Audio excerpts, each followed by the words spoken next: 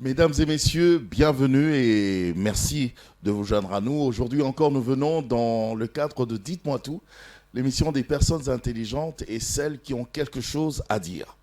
Aujourd'hui, pour la énième fois, mais sinon pour cette nouvelle année, nous recevons le prophète Bob Sillon Kassisi que vous connaissez.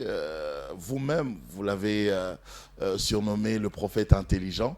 Il est là aujourd'hui, malgré ce petit malaise. Il a un petit bobo quand même de santé, mais il a accepté quand même notre invitation. Prophète Bob Sillon Kassisi, bonne année. Merci pareillement, tonton Jacques. Merci. La dernière fois, vous avez organisé un grand événement de prière. J'étais le grand absent d'ailleurs.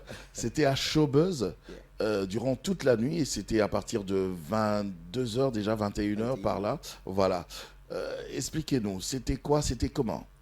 Non, c'était la première nuit inaugurale de notre ministère, Zion Ministries International, que je dirige, dont je suis visionnaire. Alors c'était la toute première nuit, ou le tout premier programme de l'année, le programme qui a été l'ego, le lancement même officiel de l'année. C'était une nuit extraordinaire qui nous a fait beaucoup de bien.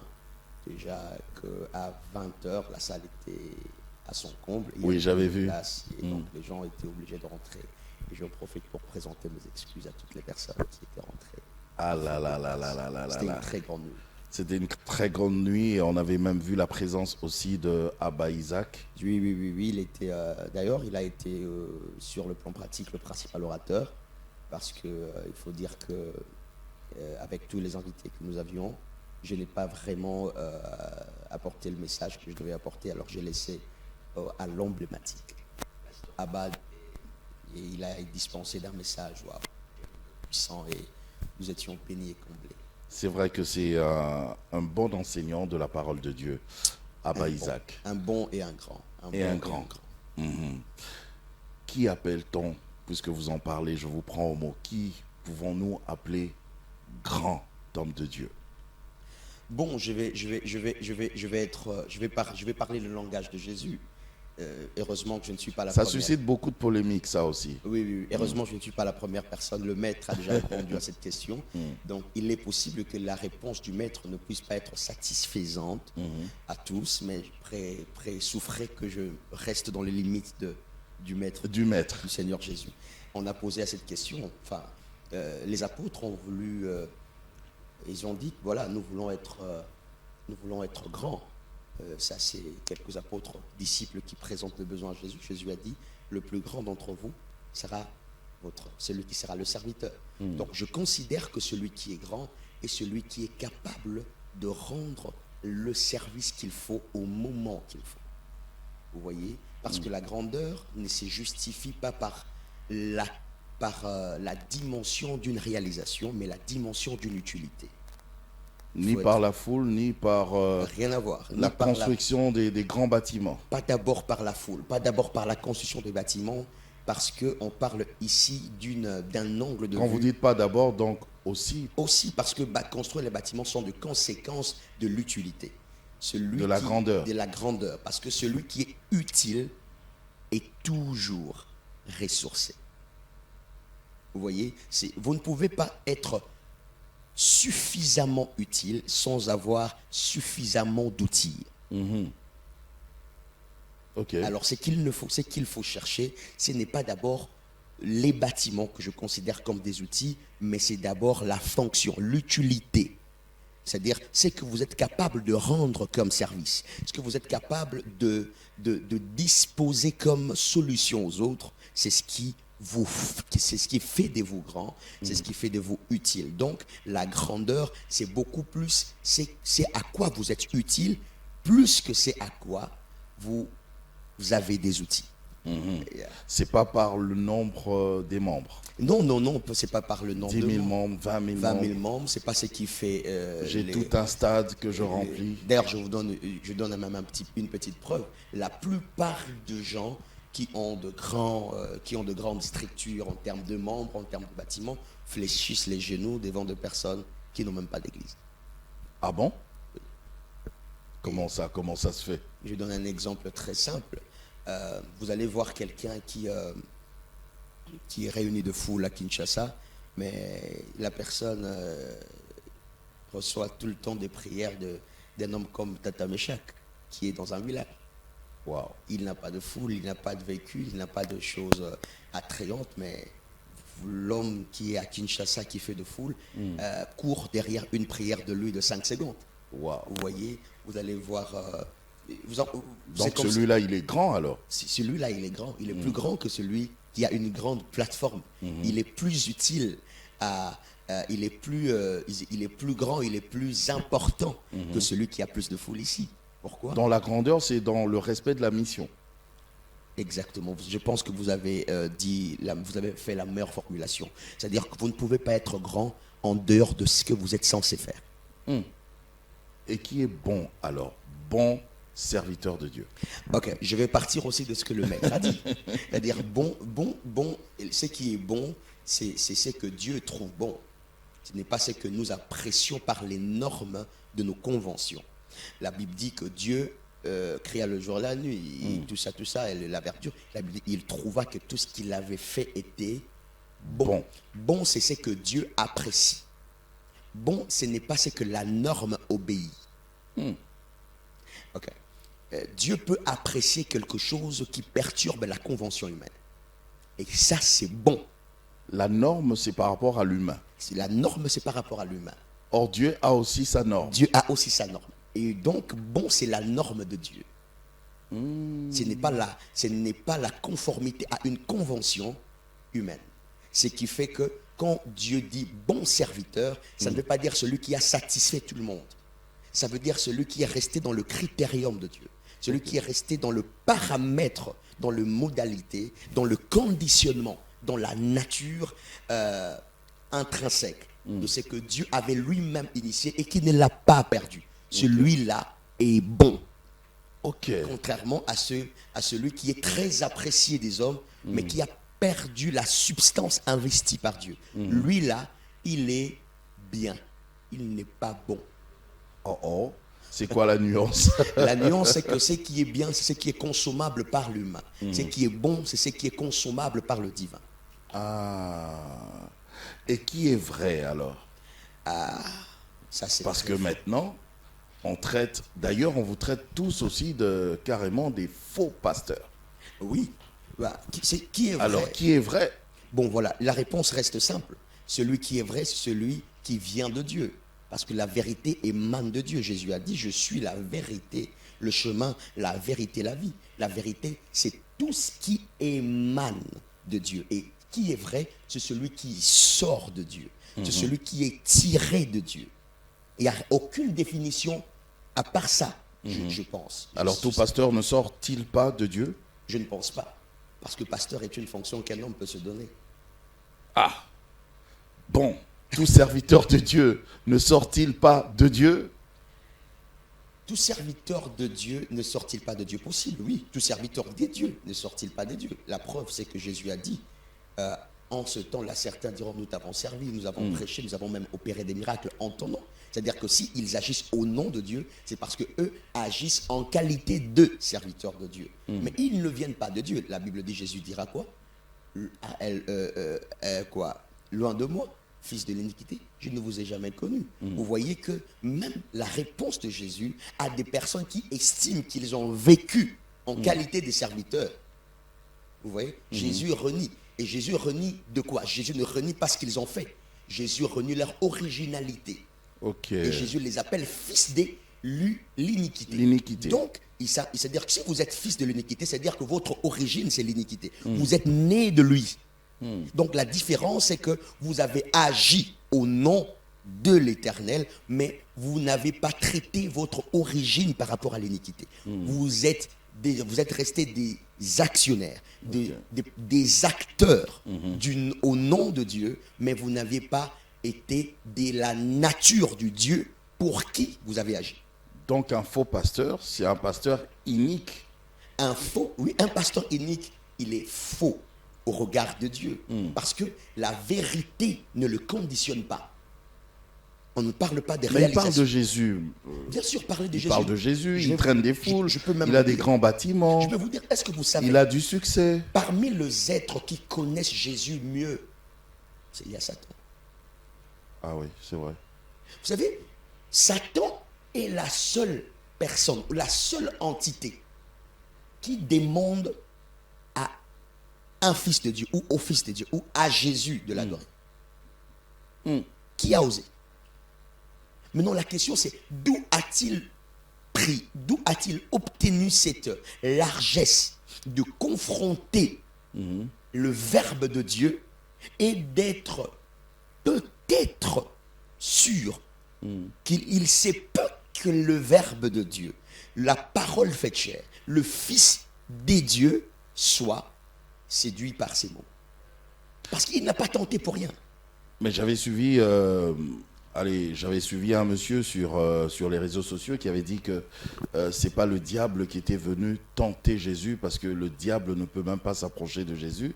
C'est tout ce que la Bible nous raconte là dans ce récit, c'est Jésus lui-même qui se posait des questions, qui, en fait, c'était le côté humain et le côté divin de Jésus qui se battaient en lui-même. Voilà pourquoi est-ce que j'aimerais que nous puissions cadrer les choses selon la bonne appréciation de la parole de Dieu. Vous savez, tout le monde, la parole de Dieu peut faire croire à tout le monde tout, et peut donner un sens à tout. Mais tout ce que la Bible dit que le diable conduisit Jésus. Vous savez, ça au moins c'est... Oui, c'est la Bible qui a dit ça. Alors, dire que c'est c'est Jésus en c'est lui-même. Jésus en lui-même qui se battait. L'humain et Je le pense divin. je pense que c'est trop posé. C'est un Parce peu que- comme vous voulez faire quelque chose, mais dans votre tête, vous dites, non, je ne fais pas. Ben, je peux faire. Non. Mais il est écrit que je peux. Non, il est aussi écrit. C'est ça le problème. C'est ça le problème. C'est ça le problème de vouloir comprendre Dieu par le mot Dieu. C'est-à-dire, tellement que Dieu est infini, on se dit que personne ne peut le faire. Le Dieu infini s'est placé dans un contexte défini. Ok. Alors, c'est dans ces conditionnements-là qu'il est aussi obligé de passer par la définition de ce contexte dans lequel lui-même s'est placé souverainement.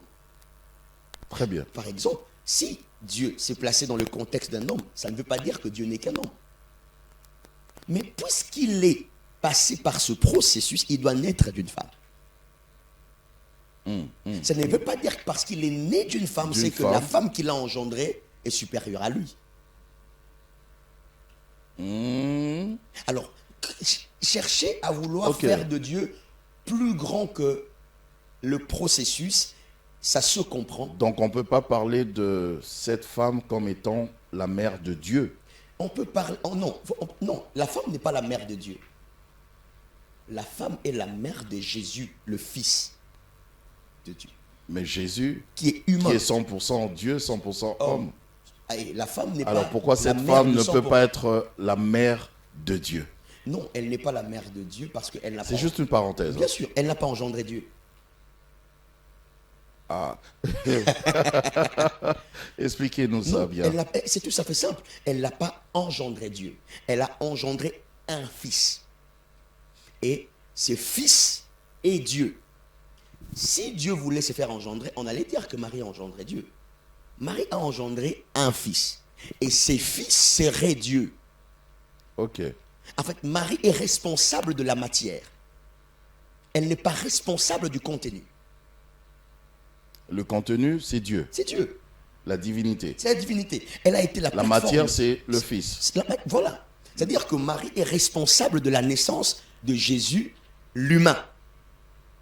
Mais dans son ventre, L'homme. Marie, on est d'accord qu'elle avait et le contenu et la matière. Bien sûr. Ben oui. Bien sûr, Marie a le contenu. Pourquoi on veut lui enlever justement ce côté-là? Parce que Marie ne peut pas engendrer Dieu. Vous voyez? Il faut rester... Donc voilà, je parlais de l'épistémologie. L'épistémologie est importante parce qu'elle nous permet de rester dans le cadrage et de ne pas franchir les limites d'une compréhension. Parce que dans tout, on peut tout comprendre et on peut tout associer. Il y a une corrélation infinitésimale sur tous les éléments qui composent l'existence. Ok. Tout a un lien avec tout. Le chien a un lien avec le fer. Le cosmos a un lien avec le papier. Vous voyez? C'est ce qui fait qu'on peut tout lier. Alors si on doit tout lier, on aura une sorte de labyrinthe sans fin.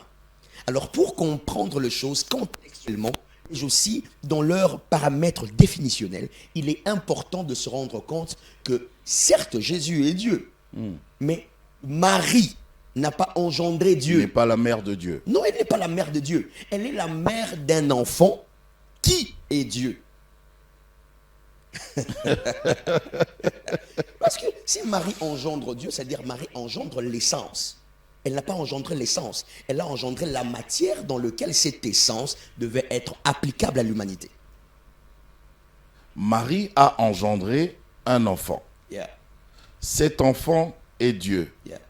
Donc Marie a engendré Dieu C'est par syllogisme. Par syllogisme. Alors, Voilà pourquoi est-ce que je dis qu'il est difficile de dire que Marie. Il est presque impossible. Parce que ce syllogisme est déjà est logique. Enfin, c'est un syllogisme, Oui. c'est un conditionnement, un alignement logique. Mais seulement, on parle là d'une réalité qui est illogique, mais l'on veut la comprendre par un syllogisme logique.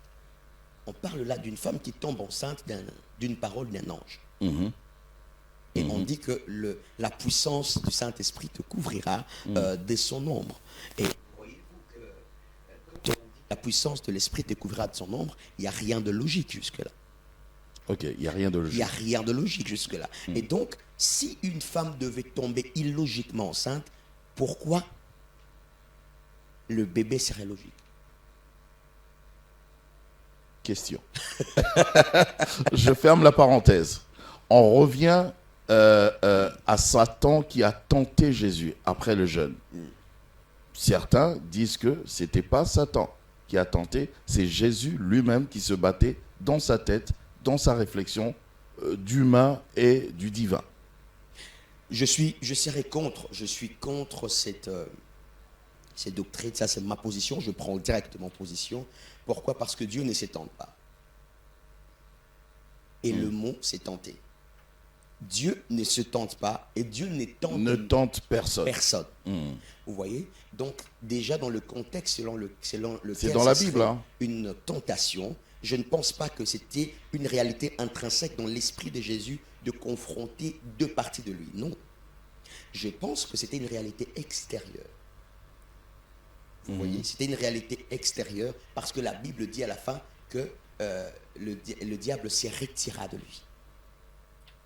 Oui. Pour revenir au moment favorable. Vous voyez? C'est-à-dire que... Est-ce que ce diable-là qui se retira, c'est pas juste cette mauvaise pensée, cette mauvaise réflexion qui partit? Et c'est là que je dis que c'est vraiment foncièrement démoniaque, cette pensée. Généralement, je ne prends pas des positions radicales à des réflexions parce que j'aime qu'on réfléchisse. Mais nous sommes en train de rejoindre ce qu'on appelle la mentalité de Babylone la Grande. La mentalité qui élève l'humanité au même rang que la divinité. La mentalité qui met l'homme au centre de tout et qui dit que l'homme peut aussi faire, l'homme peut aussi aller, l'homme peut aussi se développer, l'homme peut aussi atteindre de degrés d'illumination au point d'atteindre ce qu'on appelle le point de la divinité, donc le point d'éclosion. Écoutez, l'homme n'est pas indépendant de Dieu. Ok. Non. Alors, dire que ça serait un diable serait la pensée, Mauvaise pensée. La mauvaise pensée, eh ben, on rejoint conséquentiellement la théorie selon laquelle Dieu serait aussi la bonne pensée. Parce que la théorie qui dit que le diable est la mauvaise pensée dit que Dieu est une forme de bonne pensée, est une forme de bonne énergie. Or, Dieu n'est pas une pensée. Dieu n'est pas la forme. Enfin, Dieu n'est pas une énergie ou encore une réalité que l'homme aurait perçue de bien pour être bien. Non, non, non. Ah non. Dieu n'est pas ce que l'homme décide qu'il soit. Bon. Satan, qui était Lucifer, il a été précipité, non? Il est devenu Satan. Ok. Jésus, qui est le Fils de Dieu, il est aussi Dieu, non? Yeah. Ok. Alors, comment ça se fait que cette personne, cette entité qui a été rejetée, puisse encore revenir, peut s'autoriser de revenir vers la personne qui l'avait chassée? Voilà, c'est pour On ça. l'a vu même dans le récit de Job, où Dieu, il est dans l'assemblée des saints, et puis il y a le diable qui vient, et il pose aussi des questions au diable. Tu as vu mon serviteur Job, etc., etc. C'est pour Comment ça se fait? Première vérité, Ouais. Dieu n'est pas homme. Dieu n'est pas humain. On est d'accord. De deux, Dieu n'est pas régi par les normes humaines. Nous sommes d'accord. Ce qui fait que Dieu n'a pas de dictionnaire Larousse au ciel. C'est-à-dire? Ça veut dire que quand Dieu dit rejeter, n'allez pas consulter les dictionnaires pour comprendre ce qu'il a dit. Ben, rejeter, c'est chasser, c'est réfuter, éjecter. Rentrons dans le texte biblique pour comprendre que Dieu utilise un autre dictionnaire, même s'il emprunte nos mots. D'accord. La Bible dit que le diable, voilà, il se dit, je pars de ce qu'on appelle Eliel ou encore Elial dans la traduction juive, qu'on appelait Lucifer par l'adaptation latine ou catholique. On dit, et il se dit que je veux me lever, je serai semblable au Très-Haut. Ça, c'est l'étoile du matin qui parle. Et la Bible dit, et jusqu'à ce que l'iniquité fût trouvée dans son cœur, la Bible n'a pas dit que Dieu l'a chassé. La Bible dit, il fut précipité. Ah, c'est-à-dire? Ça veut dire quoi? En réalité, ce qui a chassé Satan, ce n'est pas Dieu. Oh. Ok, allez-y, avancez. La Bible dit, la justice et l'équité sont les bases de son trône. Ok. C'est la justice et l'équité qui sont les bases de son trône.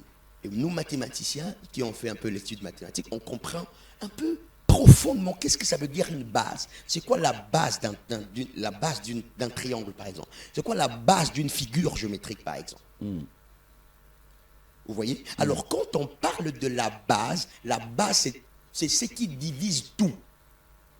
C'est ce qu'on utilise pour obtenir ce qu'on appelle un quotient. Vous voyez? Or, la Bible dit qu'en ce qui concerne le trône, c'est la justice et l'équité qui sont les bases de son trône. En réalité, quand l'étoile du matin, Lucifer, a dit que je monterai, je serai semblable au Très-Haut, ce sont ces bases, les compositions qui l'ont jugé et qui l'ont précipité. Dieu n'y est pour rien. Les trônes a sa propre voix. Dieu n'a pas besoin. Jusqu'à ce que l'iniquité a été trouvée dans son cœur, Okay. et il a été jugé par les lois qui régissent le ciel. Ok. L'iniquité ne peut pas cohabiter dans cette sphère-là. Il faut que tu sois précipité. C'est pour ça qu'on n'a pas dit que Dieu l'a précipité. Il fut précipité. Et moi je dis, et je comprends que ce qui le précipite, ce n'est pas l'action de Dieu. C'est l'action, c'est l'établissement de normes qui régissent la vie autour de Dieu. Je suis d'accord, mais il fut précipité. Yeah. Mais il revient dans l'assemblée C'est parce que le rejet des pour dieux, parler encore avec parce Dieu. que le rejet des dieux n'est pas le fait que tu sois absent en sa présence. Ah, je suis perdu. Oui. Même les téléspectateurs sont perdus. Il Il faut faut nous aider. Voilà, mais la Bible, je donne un autre exemple. La Bible dit que Dieu a haï Caïn. Et pardon, Dieu a haï Ésaïe et il a aimé Jacob. Mais est-ce que la haine de Dieu, c'est ce que l'homme pense de haïr? Non. Parce que vous savez, Quand l'homme haït, quand l'homme haït, l'homme prive. Mais regardez celui que Dieu a haï. Dieu lui a donné plus que celui qu'il aimait. oui, c'est vrai. C'est vrai. Vous voyez? En fait, la haine des dieux ne doit pas être comprise Comme la haine la humaine. convention humaine. Parce que Dieu n'a pas des sentiments naturels assimilables à l'humain. Donc, Si l'humain, la haine est un sentiment, alors la haine des dieux n'est pas une infection. La haine de Dieu est une sélection. reprenez-nous ça. Reprenez-nous ça. La haine de Dieu est un critère de sélection et non pas un critère de disqualification. Dieu a haï Ésaü avant même qu'Ésaü ne naisse. Et cette haine-là, ça ne veut pas dire que Dieu l'a disqualifié. Ça veut dire que Dieu ne lui a pas donné de jouer un rôle par rapport à son ordre de naissance. C'est ça la haine de Dieu. C'est ça la haine de Dieu. Ça veut dire que Dieu donne la partie qui revient à Ésaü, il le donne à Jacob. C'est différent de la haine C'est différent de la haine de l'homme qui l'homme. prive des avantages. Quand Dieu te haït, il ne te prive pas d'avantages, mais il ne te fait pas jouer une fonction qui est premium dans ses desseins. Vous voyez, ce qui fait que la haine de Dieu est un critère de sélection et non pas une condition de disqualification. Ce n'est pas émotionnel, Il n'y sentimental. a rien à voir des émotions. Ok. Ce sont de desseins éternels qui sont en jeu. C'est pour ça que quand Dieu dit rejet, ça ne veut pas dire que Saül quitte le trône. Dieu a rejeté Saül 2 ans après. Oui, Son couronnement, il est resté 38 ans après. oui, oui. Et je veux peut-être vous choquer aujourd'hui. Choquez-nous. Est-ce que vous savez que Dieu a choisi David avant la naissance de David? Pardon? Ok, je vous explique. Je vous explique. Pour qu'on se comprenne. Pardon? Dieu n'a pas choisi un David humain, il a choisi un David dans le sein, dans un sein éternel. Je vous prouve, bibliquement parlant. 2 ans après, Saül commet le forfait. Dieu le rejette. Mais il reste 40 ans au pouvoir. Donc 38 ans, Saül a vécu sans Dieu. Donc Dieu n'a pas besoin d'enlever la reconnaissance humaine pour prouver qu'il t'a rejeté. Devant tout le peuple, c'est Saül le roi. Et ça a duré 38 bonnes années. Mais au regard de Dieu, Dieu cherche. La Bible dit, j'ai enfin trouvé, parce que Dieu cherche. Donc, il te garde. Il te t'arrache laisse sur rien. le trône, mais il te rejette. Le rejet de Dieu n'est pas une disqualification par rapport à une position humaine. Ok. Le rejet de Dieu, c'est le fait que la fonction que tu devais jouer dans un dessein éternel t'est privée. Et David, si Saül connaissait Dieu, il allait reprendre une position dans le cœur de Dieu. Voilà ce qui se passe. J'étais en train de dire que Dieu a choisi David avant la naissance. Avant la naissance. Dès que Dieu rejette Saül, il vient voir Samuel. Il lui dit, écoute, j'ai rejeté Saül. Alors la Bible dit que Samuel s'est mis à prier pour Saül. Au point que Dieu revient après quelque temps et lui dit, pourquoi continues-tu de pleurer au sujet de Saül? Je l'ai déjà rejeté. Rejeté. Et Dieu dit, enfin, je trouvais un homme selon mon cœur. Calculons. Les prophètes, vous souffrez aussi. Hein? Calculons maintenant. Calculons. Dieu rejette, mais toi, tu continues à prier. Oui, Dieu rejette, mais il prie parce que le prophète Dieu sait vient te dire- parce que le prophète connaît Prophète Bob, l'intercession. arrête ça. L'intercession a un pouvoir de restitution. Yeah. L'intercession a un pouvoir de correction. L'intercession a un pouvoir de restitution. De restitution. Et l'intercession a un pouvoir de prolongation. De guérison aussi. Même de guérison. Et ça c'est mon avis. Ne prenez pas ça comme une doctrine. Je pense que la longévité du trône de Saül, malgré le rejet de Dieu, était due à l'intercession de Samuel. Comment? Ça, c'est moi qui pense. Ok. Maintenant, regardez. Quand Dieu vient dire à Samuel, j'ai rejeté. Maintenant, Dieu dit, je choisis. J'ai enfin trouvé un homme selon mon cœur. Bon. Calculons. Saül monte au pouvoir. 2 ans après, Dieu le rejette. Il vit 38 ans sur le pouvoir. Et quand Dieu choisit David, David a 17 ans. Ça veut dire quoi? Lorsque Saül a 40 ans de pouvoir, c'est un enfant de 17 ans que Dieu a trouvé. Maintenant, Dieu l'a trouvé quand?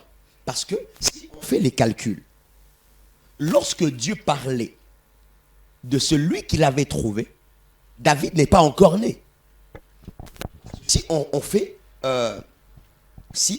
38 moins 17, il s'est fait combien? 38 moins 17, 21. 21. Ça veut dire que lorsque Dieu parle de celui qu'il a trouvé, David, qui a 17 ans, n'est pas encore être vivant. Exactement. Vous voyez? C'est-à-dire que Dieu parle de quelqu'un qui n'existe pas, mais il dit qu'il a trouvé.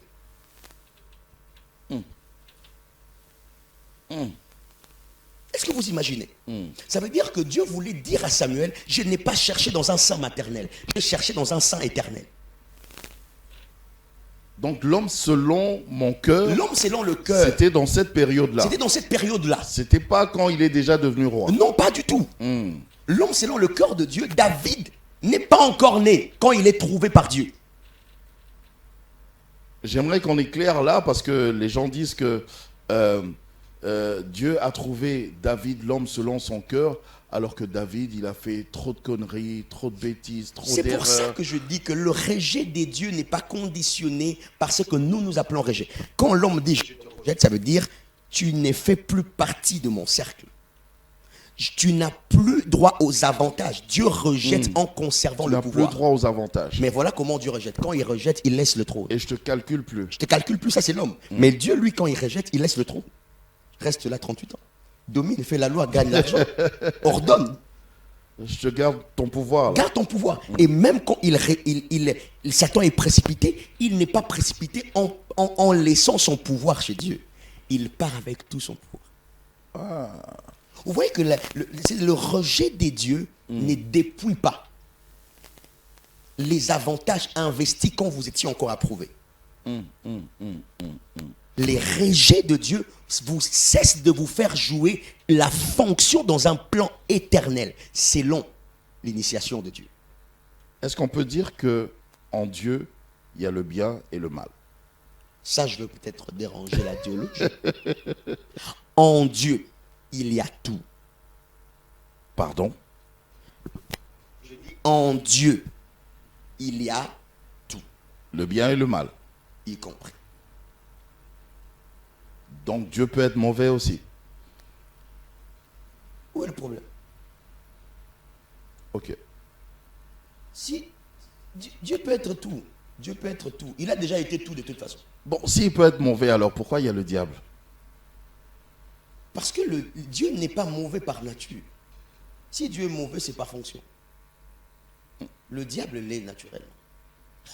Il ne peut pas s'en défaire. Explication. C'est-à-dire que il faut que les téléspectateurs nous comprennent. D'accord. On est en train de parler un langage réfléchi. Quand on dit que Dieu peut être mauvais, ça ne veut pas dire que Dieu est mauvais. Ce n'est pas sa nature d'être mauvais. Je donne un exemple.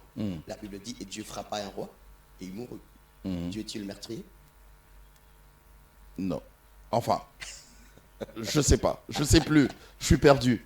Mais oui, je suis perdu. Parce que quand ils ont mangé le fruit à la Genèse, Dieu dit, voici maintenant l'homme est devenu comme l'un de nous, connaissant le bien et le mal. Voilà. Donc Dieu connaît le bien et le mal. Dieu a le bien et le mal.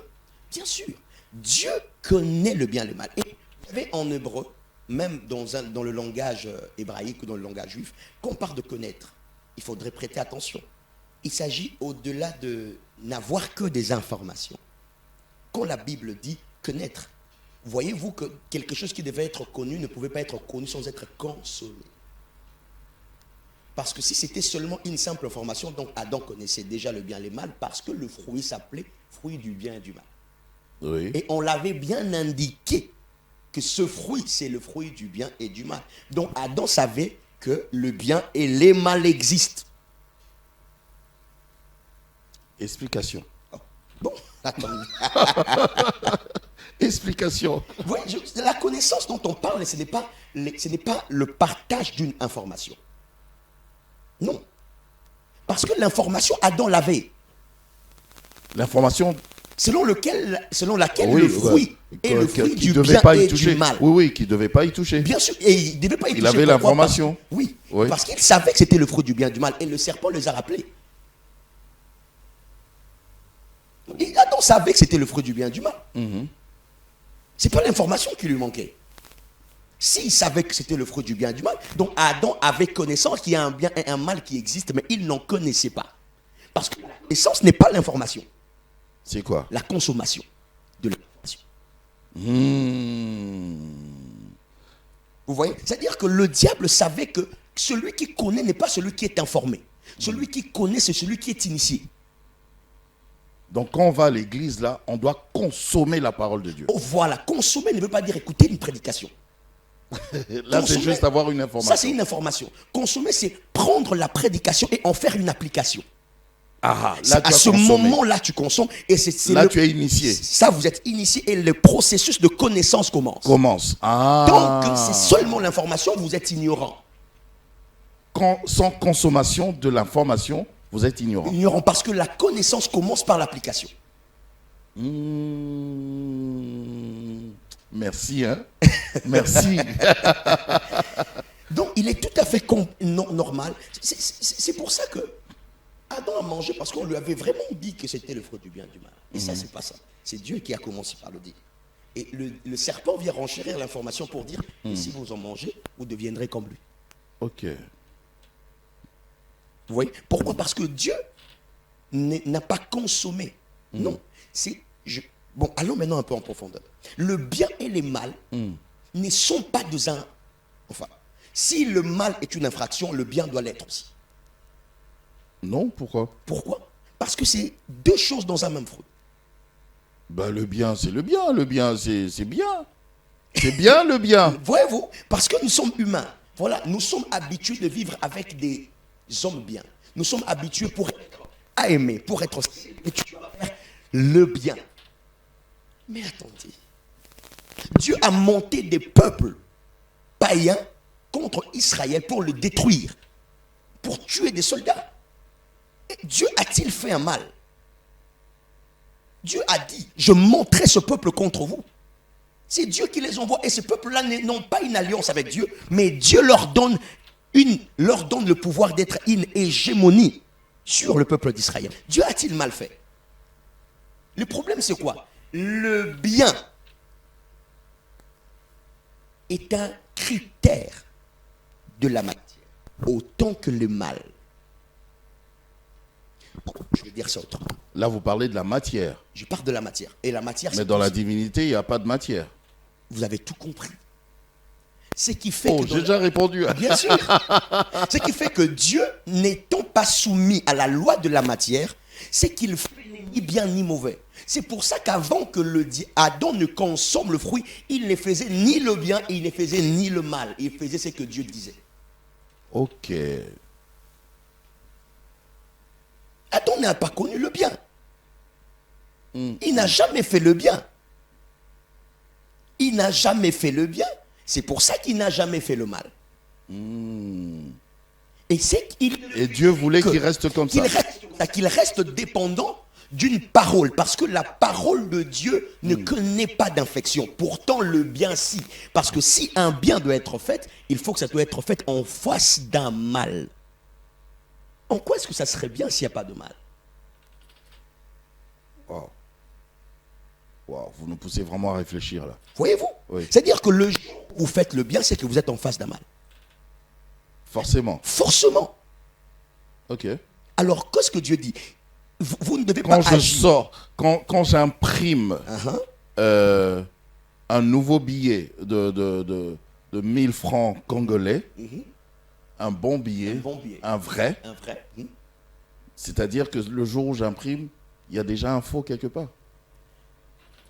Non, le jour où vous imprimez d'abord, vous ne pouvez pas imprimer un billet. Bon, Déjà, admettons que je sois à la Banque centrale. même si vous êtes à la Banque centrale, Oui. ce n'est pas vous qui imprimez, c'est la Banque centrale qui imprime. Bon. Admettons que je suis la Banque centrale. Alors, si vous êtes la Banque centrale, vous ne devrez pas avoir une conscience. C'est quoi ça? Parce que la Banque centrale est une institution. Ce sont des personnes qui rendent cette institution consciente. Ce n'est pas les gouverneurs qui impriment l'argent. C'est la banque.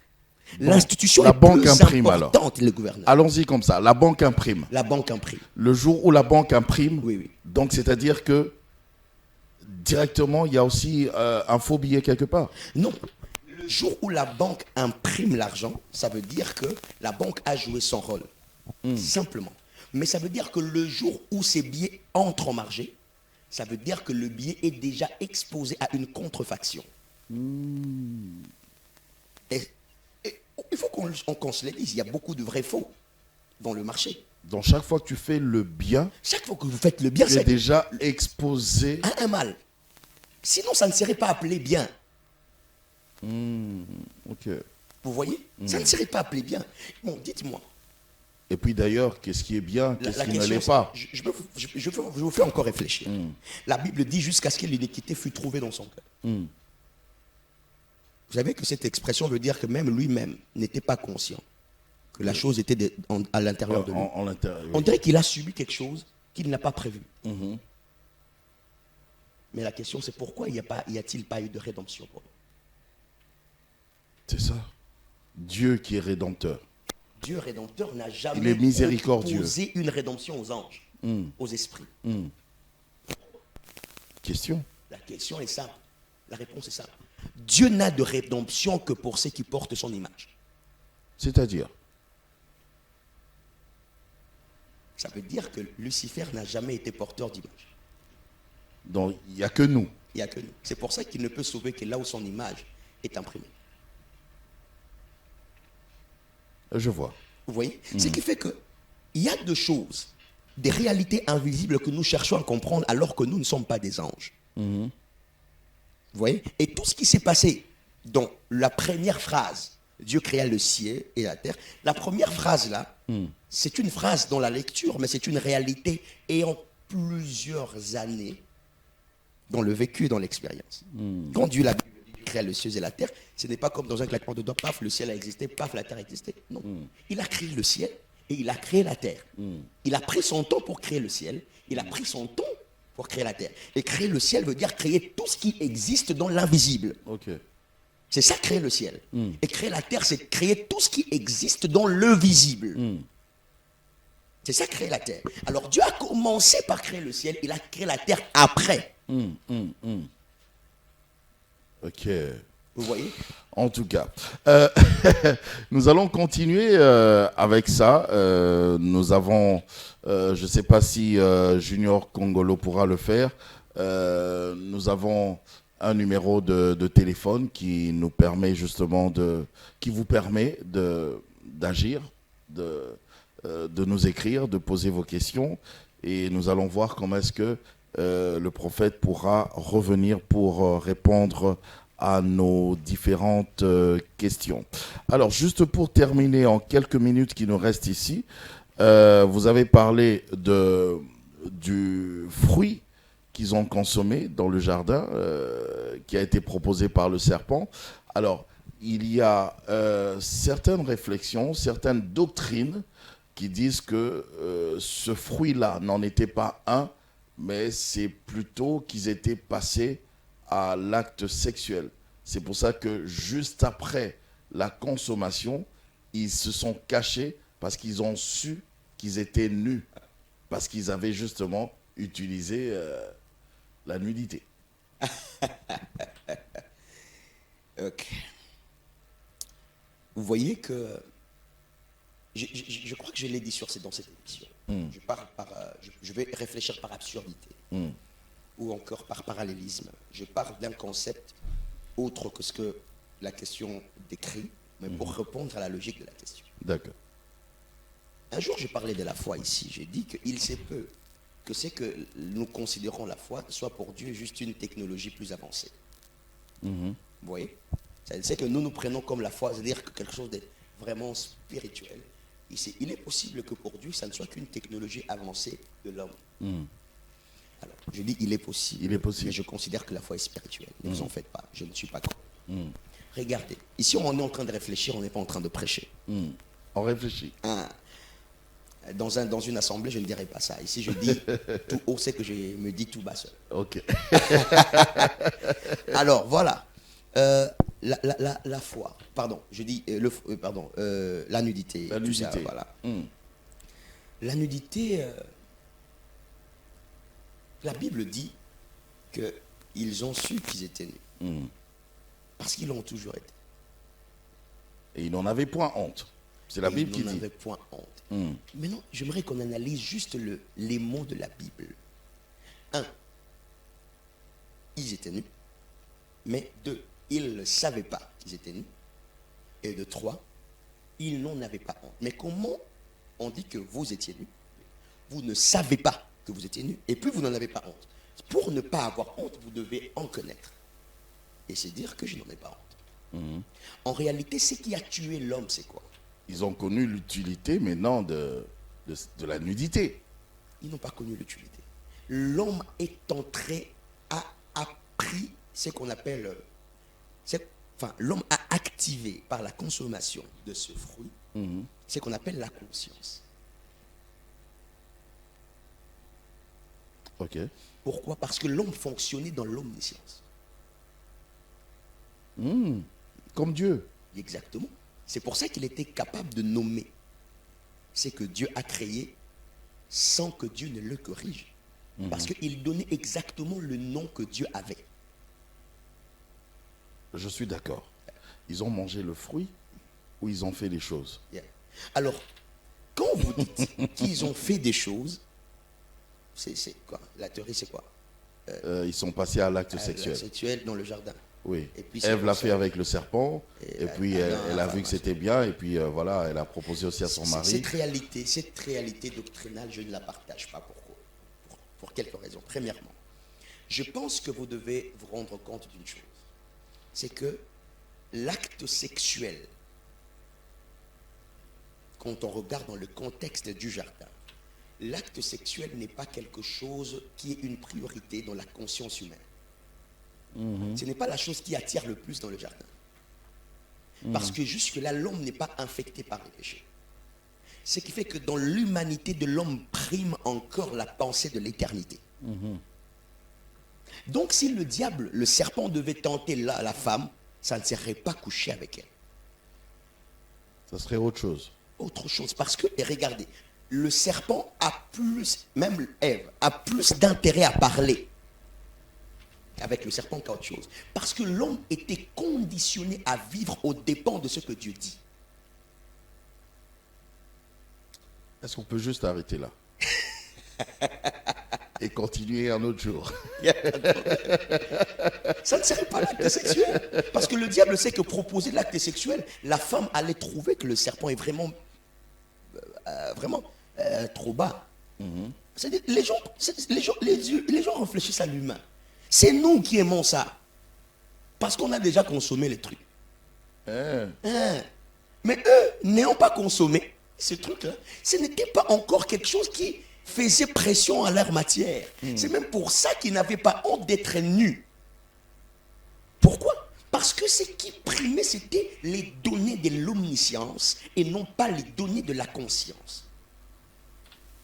Et jusque-là, l'impudicité n'est pas applicable à l'humanité. Ok. Oui. Prophète, on a fini malheureusement. Le temps, c'est l'argent à la télévision, mais vous promettez quand même. J'ai laissé beaucoup de choses en suspens. Je sais que j'ai laissé le choix de David avant la naissance en suspens. Je sais que les gens vont se dire, mais qu'est-ce qu'il est en train de raconter? Je vais leur prouver noir sur blanc que David a été choisi par Dieu avant qu'il le naisse. Et je vais leur prouver noir sur blanc que le mal et le bien sont le critère de la matière et non pas les conditions de la spiritualité ou la divinité. Ça n'a rien à voir, ça ne juge pas Dieu, ça ne conditionne pas Dieu, ça ne régit en aucun cas Dieu et ça ne confronte pas Dieu. Donc c'est même pas par rapport à une loi. Rien à voir. Rien à voir. Pardon, répétez la question. C'est pas par rapport à une loi. À une loi, humainement, oui. Pas divinement, et même pas spirituellement. Okay. Même les esprits ne sont pas soumis à la loi du bien et du mal. Allons même pas Dieu, les esprits. Ils ne sont même pas soumis à cette loi. Parce que ils ne font que ce que Dieu dit. Et si ce que Dieu dit est un mal pour l'homme, les esprits font le mal et ils sont gratifiés par Dieu. S'ils sont envoyés pour tuer, ils vont tuer. Merci. La suite, ce sera au prochain numéro. Le prophète Bob Sillon Kassisi, moi je vous dis merci vraiment de tout cœur. Et vous promettez de revenir. Je reviens incessamment, très bientôt, parce que je pense que ces questions... On a un peu trop réfléchi là. On a trop réfléchi, mais voilà ce qu'on... Jésus-Christ est Seigneur. Il est le seul Dieu et c'est lui qui est tout. Amen. Merci de nous avoir suivis, mesdames, messieurs. Nous, on se retrouve la prochaine fois dans un autre numéro de Dites-moi tout. Bonne suite de programme, mesdames, messieurs, sur 6 TV. 6, number 6. Au revoir.